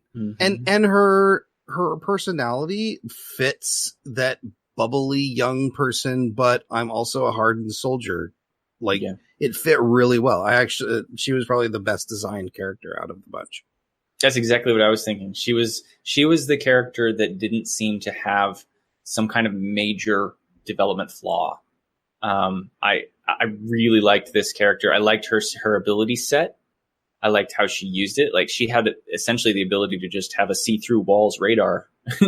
She could just activate it. That was really cool. And just whatever kind of shape gun she wanted that would shoot through most shields and just obliterate people. I mean, that thing blew a hole in people that had to be like 2 feet in diameter, through armor and everything. Like, it was absolutely fascinating to see what a magical girl brings to the tactical table, like, and that's so cool. The whole hotel scenario, even though the reason that other girl was there was completely contrived, that whole combat scene was really neat to watch. Yeah. So she was definitely my favorite out of the bunch. And even though she was just as voluptuous as the rest of them, for some reason her design didn't seem that distracting with it. Yeah, I agree. Kind of a bikini top, which was a little odd. Right, but it reminded me of other animes that have had voluptuous girls in them that are the combat cool girls, right? Yeah, I would like to make the argument that a magical girl has a place in Tactical Breach Wizards by Tom Francis. He really should implement a magical girl character. At least she didn't reload her weapon by like bouncing her cleavage up and bullets fling out. That wouldn't have shocked me at this point, though. Yeah. I do agree with you guys about her character, though. And especially her plot threads were way more interesting. But let's set up what happens here. Because there's a... Asuka and her friends are going to a festival, and nothing's really important to them, except for Asuka keeps running into the same tourist like 2 or 3 times throughout this anime, and like it seems like they're super important. There's a connection there and all this stuff, but then she ends up just being the bad guy for Mia to fight in this hotel, or when she's looking for this other scientist who they find in a cube already crushed and like body parts sticking out. And she shows up and she starts fighting. And she's not a magical girl. She takes drugs to enhance her magic, and she can do other magic stuff. And she's like, I'm fighting because the government bombed some place and my family was there at the time. Her kid? Daughter. Yeah, her daughter was there. And I'm like, oh, that's interesting. How's this going to connect to everything? And then she gets killed. And Mia's like, oh no, I don't feel bad for you. It was terrorists like you that killed my parents. And I'm like, I didn't know anything about any of these characters when this fight started. I had absolutely no investment in this, and you come in at the end and try to capitalize on investment that was supposed to be there. I'm sorry. I was like, oh my God, is that your mom? Oh God. But no. And like, because this character dies, and we're just like, she just blurts out her backstory, and it never connects to anything ever. Well, she told Asuka, happy, be happy, and everything will work. The moment she asked her for directions, I was like, oh, a new bad guy. Like, she just had that look and drawn about her, and then she's laying there with rubble on her, and she's like, they're doing this dialogue, and Mia just goes, my parents were also killed. Bang, bang. Just like executes her. Like, you could have saved her and interrogated her. No, execute her right there. Yep. Well, you don't want to turn her over to Kurumi. Oh god. It's a better Oh fate. god. It was mercy. It was a mercy healing. I do agree that this battle was really cool, and the fact that the magical girl's motto is like written on the mirror, and they're like, "Oh, you think that bad guy did?" And she's like, "No, only the magical girls knew that motto." They're like, "Oh, there's clues, there's plot threads. This is cool, and we're not coming back to it." I was just about to say, I love what they did with this. They just dropped it. Okay, then back into the main story. Asuka gets a welcome party from M Squad, even though she's been with them now for a couple episodes. They're sent on a mission, and this is where we learn about gates to the spirit realm, and there's only 2 permanent gates, but sometimes random gates just pop up, and then smugglers always seem to know where they are and use them. So one of them popped up. We have to go over and stop the smugglers, and they go, and it's the Russian mob, and they're literally selling people for magical weapons, and they don't get there in time to save the people, so the people just, bye. Sucks to be you guys. But they do get there in time to shoot all these Russian mobsters, and there's a little girl there who's again not a magic girl, but she is a maid, and she shoots huge fire explosions. Is there a difference between magic girls and mages? So it seemed like the mage just kind of got her power from the magical tool equipment. Oh, okay. I still think it uses like your internal magic power, but like if you're a magical girl, it's like you're Super Saiyan. Yeah, because Kurumi does talk about how there's so few girls that have the potential, they have the inner reservoirs to be able to be magical girls, and she's talking to this mage, so it does imply outer reservoirs. That's right. That explains so much. Because this girl doesn't have those reservoirs. No. But even Geese says, like, we recognize a huge amount of magic potential in you, so we knew you could be a magic girl, so we did all this stuff to recruit you to a character later. So that does make sense. Mm-hmm. They cut off her arm. I do offer to put it back on. One guy gets away with one of the magic items, and Tamara, who is sent from Russia to Japan, finds him, and he turns himself into a werewolf, and then she beats him, and then he kills himself. And she gets the magic item. What does she do with it? This never comes back. Okay. For a second, I was like, wait, is this the magic item from the end? That was the big thing, but no, because that was brought by the general. Yep. So this magic item we never come back to. I could have sworn I saw it in the final scenes, and I'm just wondering how in the world did it end up there. But never mind. Guys, thoughts on Tamara? Freak show. Jeremy, did she say anything cool in Russian? I didn't catch anything, no. Psychologically damaged is really the only thing I can think of when I see this girl. Dude, what is up with that sister thing, though? Yep. Ooh. Yeah, that's... And what was the point of it as well? I mean, because we don't really get a lot of time with this character. That felt like set up for a season 2. Like, yeah. So I have a fundamental problem with Tamara, and that is... or Tamara, as I want to pronounce it. And that is that she thinks that Disas are cute and cuddly. No, I didn't get that. So she goes home at night and she hugs a big stuffed animal on her bed. Right. Yeah, she likes big stuffed fluffy things. And what do the Disas monsters look like? They look like it, but she knows the difference. So if Asuka has PTSD with these things to the point that stuffed animals are disgusting and freaky, I would imagine. I think there's a possibility there, the connection you're drawing, but the anime never specifically points that out. She never like looks at one of the DSOS and says they're cute or anything like that. That's the thing is, did anyone?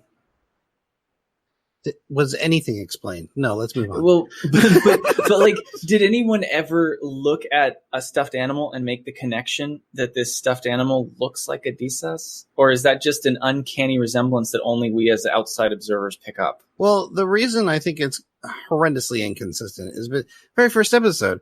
Asuka is like freaked out by the dude in the costume, but no one else is. But everyone there has been through the war 3 years ago.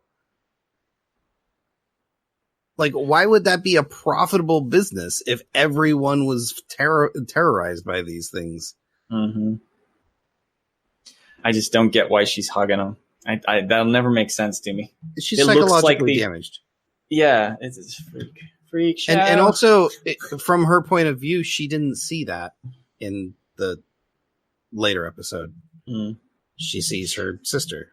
Well, do you think that I wonder if the she teddy bear in the teddy bedroom? bear. Yeah, do you think the teddy bear in the bedroom, she sees it as her sister too? Or She goes something and else? cuddles? No, because She had to go into a weird quarantine zone to see her sister. it did. Which again, I think there's something going on with the Russian government there. That's more than just what. There's something that needs to be explained. But there's also the implication that she's attracted to Asuka because she just loves cute things, and Asuka's super cute, even though she also says that's hot.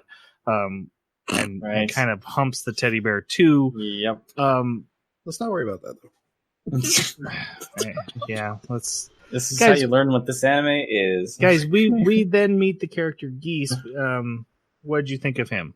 He's the big, giant robot child. I hated him. I hated him. Really? Well, Yeah. he was so out of place. He comes at a really weird time in the story arc. And he serves one purpose, and there's very little payoff to it. Yeah, I didn't. He's so and powerful. also all of his motivations are really strange. And Uh-huh. as old as we find out that he is, how in the world could he have gone through all of that and still be like this innocent young kid by the end? That doesn't make sense. Yeah, I didn't buy his innocence at all. The anime No. could not convince me of that with the story that they told. His backstory would have made him such more a hardened Yeah. individual. And so his deathbed redemption of like, If you yeah, could call it it was that. us. Well, it was the anime. I think the writers were trying to make it that, but it certainly did not. It wasn't Make him satisfying. a sympathetic villain. Yeah, well, a sympathetic villain that in his last breaths tries to convert a different villain that he's made into a villain into a hero. Mm. And that's just like, no, you didn't earn this. You're a horrible person. No. Yeah. I was kind of down with the idea of him. I didn't like how like every time he started a conversation, he's like, "And I have a tragic backstory." Yes. Like every time he'd meet a character, hold on, let me tell you why I'm a tragic character. But Shatner. outside of those moments, I was kind of digging what he was doing. I had a thought because when he's telling his backstory once, he's like, they made me be a child soldier and I had to kill my family and rape my sister. And I'm like, you don't need to make us audience be part of that. You could just say kill my family and I'll get it. Like, to become a child soldier, I had to do a horrible thing to people I cared about. I get it. You don't need to go to the furthest extreme you can think of to make me cringe so hard. Yeah. And then spell it out. Mr. 13-year-old writer. Yep. Implication and subtlety goes so far, Mr. Sorry. Okay. You're going to get a hate tweet eventually. Yeah. Somehow this is going to get to the actual writers. Be like, I'm a 50-year-old man, you punk. Exactly. Well, you think like a 13. Often I do. That is actually true. So he's given a target to recruit, which we then come to in the next episode, where a man is trying to sell his wheelchair-bound daughter for prostitution. Underage, by the way. And the guy who runs the whorehouse, he's not even evil enough to do that.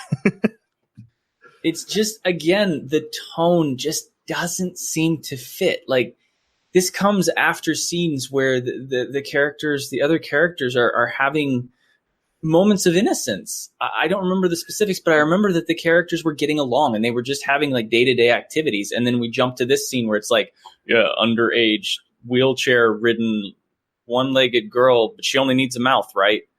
What is this? Right after this sequence is the beach part. Right. That's what yes, thank you. Thank you for context. It just, I don't get it. So the dad goes home and drinks and then starts to beat her to death for, existing. Yeah. Geese shows up, kills him, and is like, hey, I'm going to help you make you a magical girl, gives her a robot foot. This was so unbelievable because in majority situations where it's family hurting family like this, they never want to see their family member dead. They might want to see justice brought, maybe arrested, protection. They never want to see them dead. And the fact that there was so little consequence or reaction, there was just no reaction. There was no reaction to all of a sudden he picks him up by one hand and squeezes his skull into goo. And she's just like, yeah, I'll become a magic girl. Yeah. Yeah. At this point, yep. I don't know why you would expect that. Yeah. and I love you, Guy. I love you. Yeah, yeah, that's right. I'm forever loyal to you now. Yep. I'll do anything you say. However, compared to Abigail, I actually appreciated that they at least gave us a reason why this girl became a psycho evil magical girl. Even if it is pseudo contrived drama. Yeah. Yeah. Okay. Then we get the beach scene. So, more boobs and butts. Yep. Good pacing. And then Kayumi interrogating the little girl from the last episode. Yeah. No reason for this. That ends with a spanking. Yep. And what was one of the most effective torture scenes in movie history? When Vader goes to torture Leia, we see the torture bot, and then the door closes. Yep. That was so much more effective than anything this anime had to offer. Yep. Took the mystery out of it. What happened to all the other captive of the Tantive 4? Do you think they were just in the jail cells, like right next to it, and they all just ran past, jumped down the garbage chute, and blew up the Death Star with them still on there? Okay, we should go back to the anime. Yeah, it's been on my mind for a while. Hey, they'll make a movie to fix that plot hole. Right. I'm okay with that. I'd be fine. Yeah. Okay, so again, father-daughter murder, beating, beach scene, interrogation. And I just want to say, so Kurumi, after she does the torture, then gets to the beach and goes to sleep in Asuka's bed. And I was watching this, I'm like, I don't know a single woman in the world who goes to bed in a matching bra and panties, especially their bra on. Like I turned around, I'm like, that's not something women do, right? She's like, no, that's intensely uncomfortable. That would never happen. But hey, I thought the exact same thing. Like, those are the weirdest PJs ever. Okay. And also, where are your sheets? Yes. There is a major conference that's going to happen, but basically the people from the spirit realm are coming to visit. I absolutely love that they're like, we're having this major conference. We have gotten word that terrorists are going to attack it. Let's in no way change anything about our plans to do this conference because of that information. Should we delay? Should we move to the second location? Should we send defensive reinforcements? No, it'll probably be fine. Be fine. Yeah.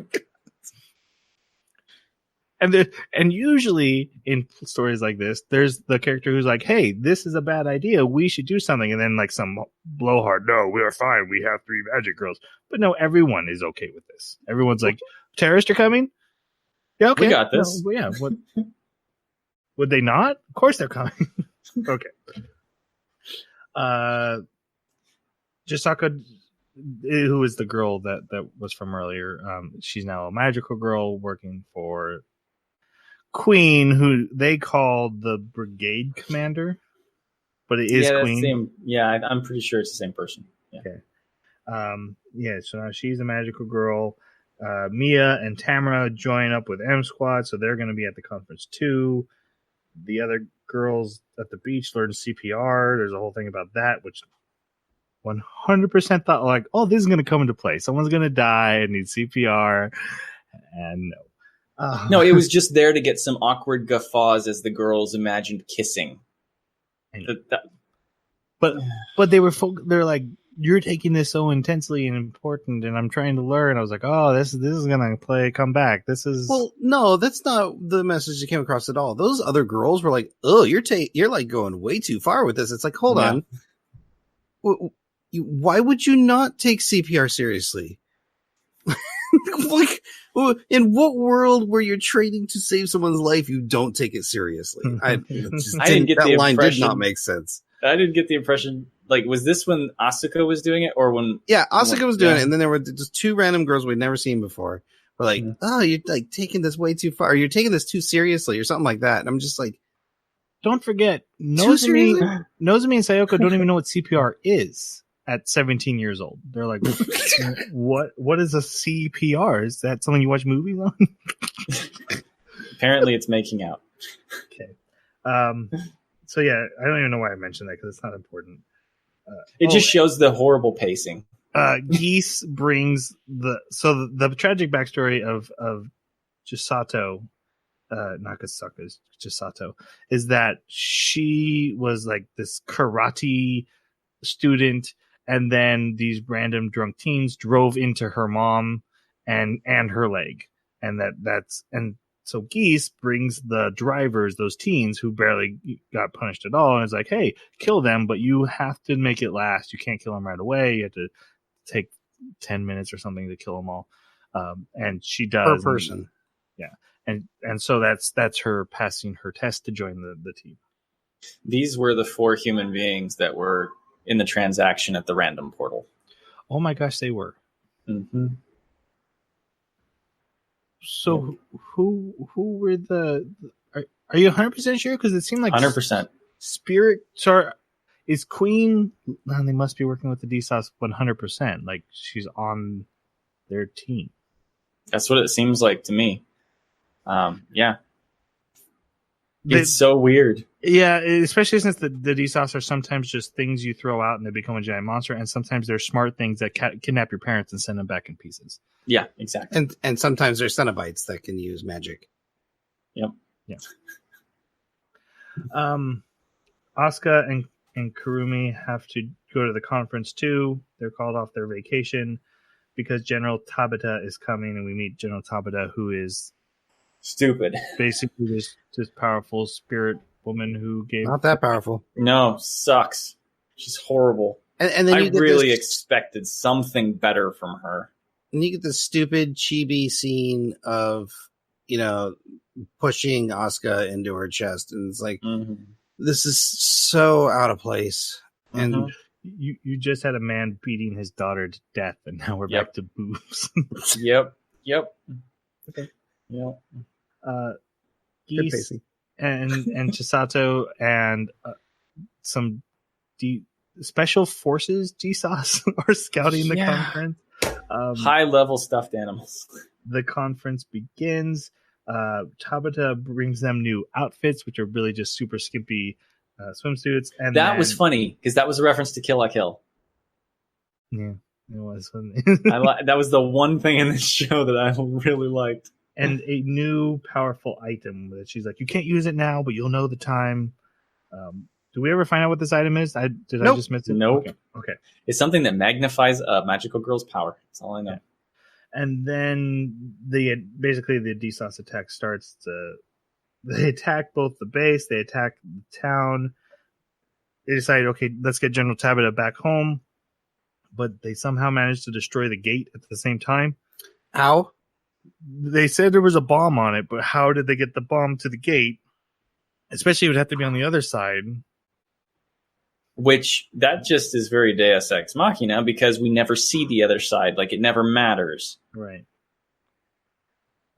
So everyone realized, okay, they're not here. They thought this was going to happen because of the bridge. So, again, they thought this was going to happen, but they realized they were here for the general.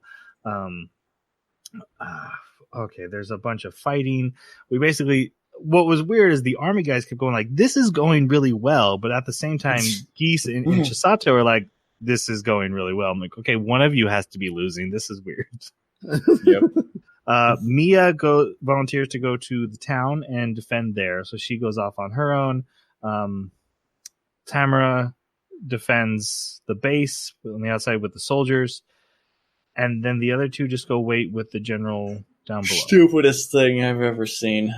Yeah. Basically, like, you have to let the enemy annihilate all of the defenders so that they can come in and finally face you. Like, why wouldn't you put your good cannons out there in the front?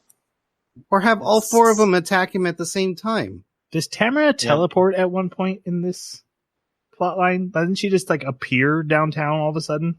Yes, she does. I assumed she ran, but that is a great distance. I thought it was just like there's like a blue, like, whoop, and then she was there. I was like, can they teleport? But maybe she just jumped in.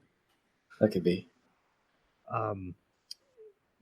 Some stuff happens. We see soldiers who are like, oh, magic girls, they're creepy. And then, like, they fight some monsters like, oh, do you think they're creepy now, dude? Yeah, learn about the patriarchy. so like, this rookie soldier gets to have an arc.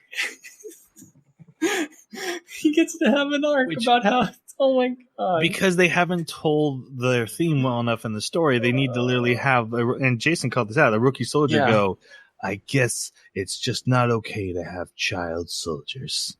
Yeah. Thanks, anime. We got that. Right. You did not need to have a character yell it out loud. Yeah, we got that the first time you had a child torture a child. Yeah, also you had child torture, so you kind of need to listen to yourself a little bit. Yep. So we agree. A tank shows up that has magical bullets, and it does really well. Only two. For like 2 shots, and then it goes down. How? Like, why? Never mind. No, it's great because the character even called, one of the soldiers like, why don't we have like 50 of those? They're like, meh.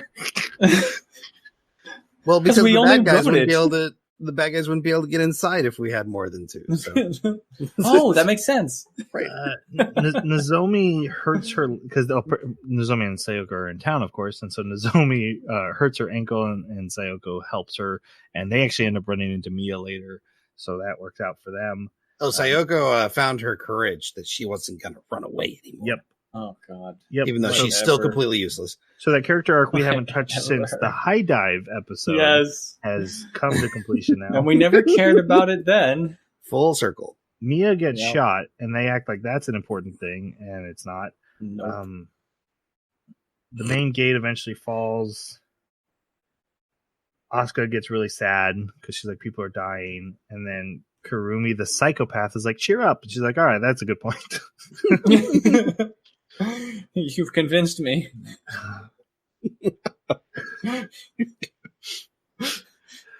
Geese and Chisato make it inside the vault with the gate, and Chisato takes on Kurumi, and they have a big fight. And Chisato's like, I know you think a whip is my power, but actually it's karate. And she beats the crap out of Kurumi. And at one point, Kurumi snaps, and I'm like, oh, hell, it's about to go off. No, she's still losing. Yes. But then that was weird. Yeah. Because it was like, oh, okay, she's about to let the crazy out. And then it just went back to normal fighting. And Kurumi ends up winning because she does a reversal at the right moment and manages to get, an injection. And which it's the one thing I like about Kurumi is that, like, she has like this one move. If she gets you with, it's an automatic win for her, even if she's not a great fighter.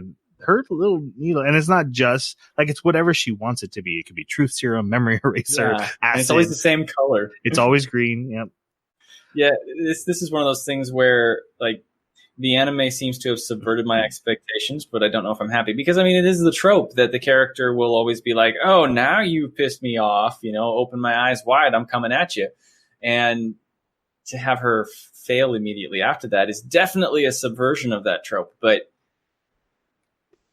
it just kind of caught me off guard in a rather flat, sad way. Right. Like, you're even worse now. Like, you are such a bully torturer. You're so horrible. You can't do anything on your own power. Meanwhile, Asuka faces off against Geese after Sachu has a really cool moment where he frees her with a grenade he has, and then he starts dual wielding like Glocks. And these two spirits that had cat spirits that had made fun of him earlier are like, "Oh, look at that spirit. He's nothing." And Sachi comes in just like blasting heads off, and they're like, "He's so cool."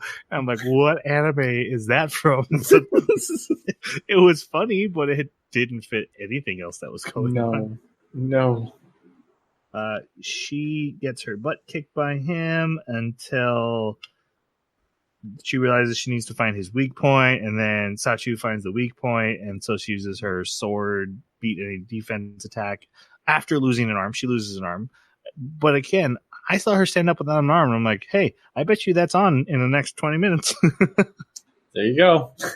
Ta-da! That no longer is a consequence in this anime. Thank you for establishing that. But so she does manage to break his magical juice inside of his armor.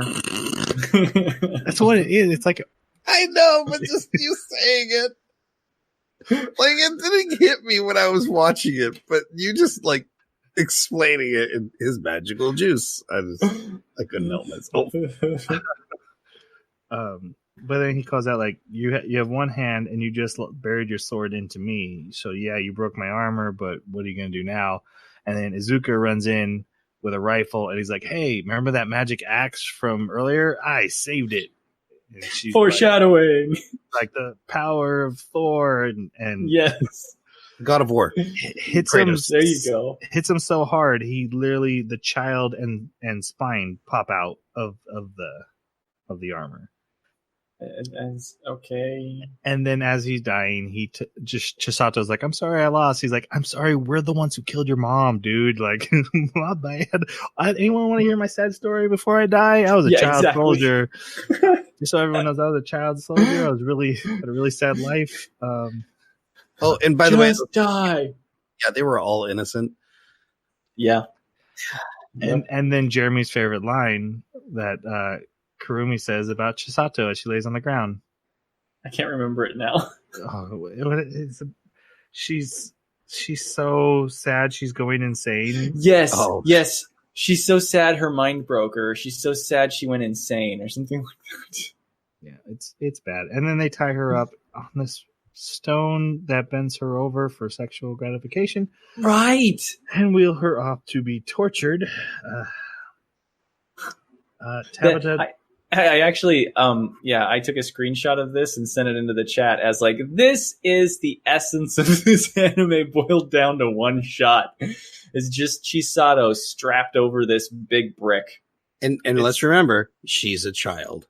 Yeah, exactly. Like this, and she's still why is she still in her magical girl form? Like, why isn't she reverted back to her regular clothes? Like they do that when they exit combat, right? So why did she her stay regular? Well, her regular clothes aren't sexy. So oh my god, that makes sense. Right, that's it. Okay, the Magic Girls reunite. They have a group hug. They're saluted as heroes. Tabita becomes a fairy because she got really badly injured, so now she has to take a fairy form. So she's super cute, and everyone loves her. And the evil queen receives the magic item that this was all actually about. It was the item that Tabata had brought. And it will never come about again. Well, not until season 2. And then... never again. And then everyone says goodbye. But not really.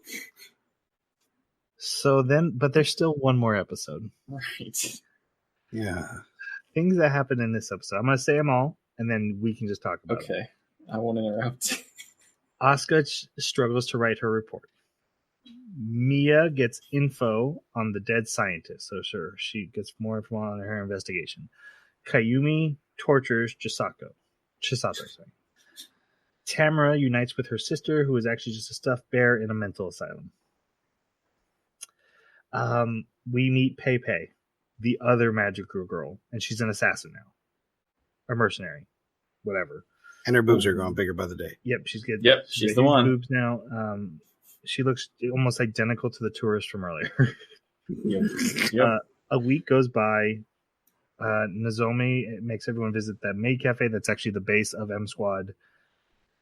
And now Chisato and Nozune work there. Okay. And then the JSDF join forces with M Squad. There's a sex scene. And then the bad guys are ready to start a war, and Asuka remembers all the magical girls that died. That is everything that happens in this episode. Any thoughts on this final episode? All right, so overall, I give this anime. No, I have one thing I want to say. As bad as the torture scene is, it's made even worse because Kurumi actually gives like an inspirational speech to Chisato. As if she's a good guy. As if she's a good guy. But she starts it off, and please, pardon my language, but if you watch this anime and you've come this far, it's probably too late. Anyway, she says, "I'm not going to let you die, you stupid bitch," and then goes into this speech about how she's going to save her and like how to live your life. And I'm like, that's so weird. That's so messed up.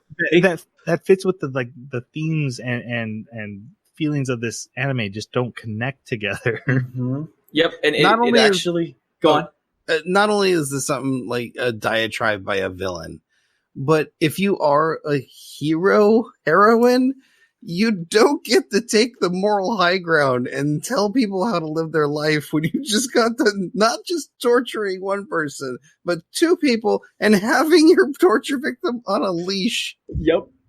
In bondage attire. While giving this speech of, "Oh, you can be a better person." You can be a better person. And not only that, her other torture victim in bondage attire on a dog leash on all fours also encourages Chisato that this is good and she'll improve from this, and that she's never felt, when she was working for the villains, when she was working for the bad guys, she was so stressed, and now she's so relaxed now that she's been tortured by Kurumi. I'm like, what are you trying to say, anime? This whole sequence made me sick. I felt sick.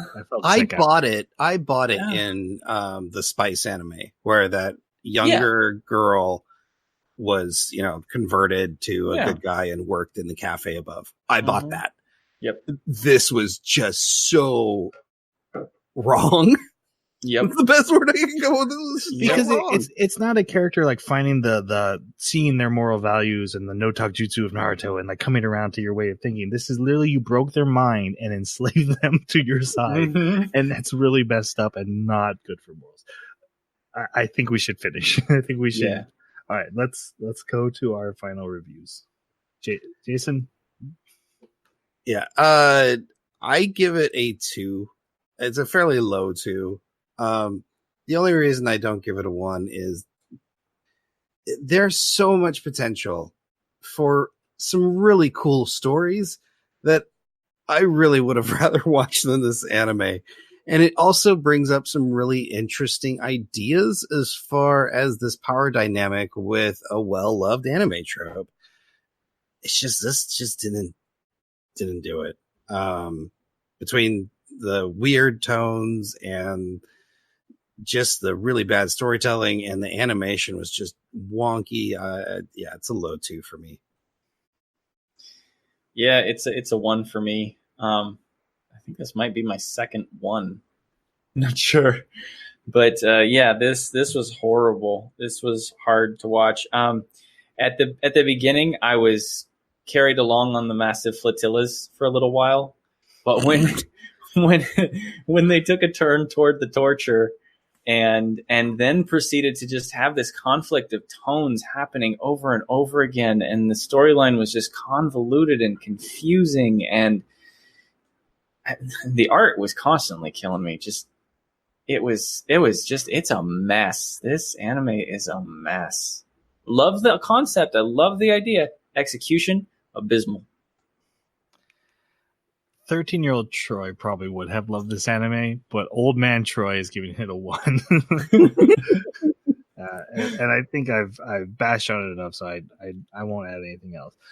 I'm sure there are people who like this. I looked up like on Twitter people's reactions. People really like, this is my jam, and I think a lot of people are attracted to the concept, and that might be enough to carry you through. And I get that, and you could enjoy the mix mash of elements, but not me. This is probably one of the first anime I regret watching for this podcast.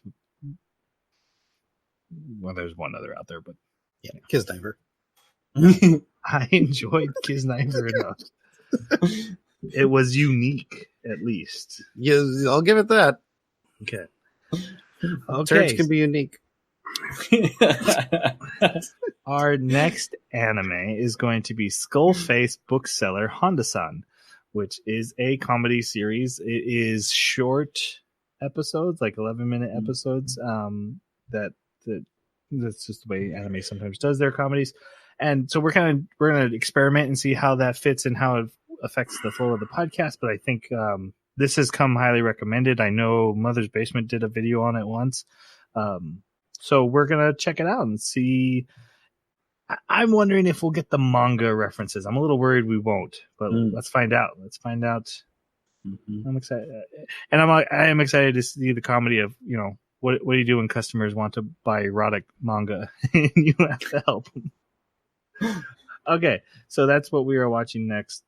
If you have thoughts on this, if you want to tell us why you like Magical Girls, SpecOps, Asuka, we would love to hear it. If you want to tell us why you agree with us, that too. You can reach us on our Twitter at Baka Podcast, our email, theanimebakaclub@gmail.com, or leave a comment wherever you found this podcast and it'll get back to us. Feel free to disagree with us. That is 100% fine. But I would love to hear people's thoughts on this anime, for sure. All right. And with that, I think we are ready to say goodbye. We will see you for the mini-sode next week, everybody. Thank you. Thanks for listening. She's so sad she went insane. Sayonara.